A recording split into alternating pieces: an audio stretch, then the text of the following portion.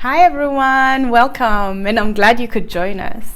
I just finished reading a really exciting book. It's called Shoe Dog by Phil Knight, who's the founder of Nike, or co-founder actually, of Nike. And this book, if you can get your hands on it, is fantastic. It had me waking up really early on Sunday mornings to just read and enjoy myself and laugh, and it just took me on an emotional roller coaster, which was great. But then there were so many lessons in that book, and one of them is what I'd like to talk to you about. So one of the things that I came out with when I read that book is that we really should celebrate problems a bit more. Phil Knight went through a lot of problems when setting up the company. The company almost went bust, not once, but a number of times.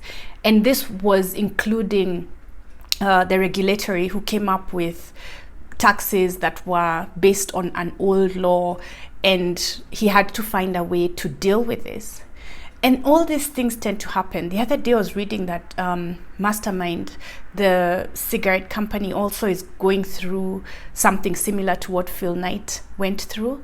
And honestly, I think when you look back, when I read the words that he's written in his memoir, there was a lot of pain at that time, but he spent a lot of time thinking about the solution versus the problem. And the thing with problems is, in hindsight, you look at it and you're like, wow, we managed to get past that.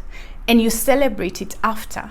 So what's the point of then being grumpy while you're trying to solve the problem, because at the end of the day, once you solve the problem, you'll be celebrating. So you might as well use that to lift your spirits, because when you're writing your memoir in the future, the juicy parts will be the problems you dealt with, not all the good things that happened, but the challenges that you went through and how you overcame them.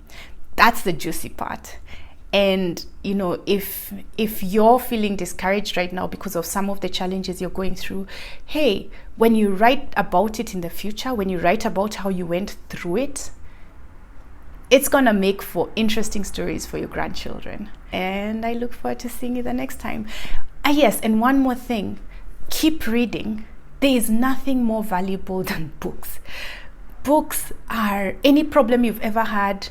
There's somebody who's written a book about it. So keep reading, look for solutions. If you have problems, stop focusing so much on the problem. You can only continue to, what they say, what's the quote?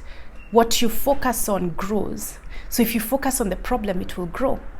So you want to focus on the solutions so that it grows, and you go past it, and then you write about it.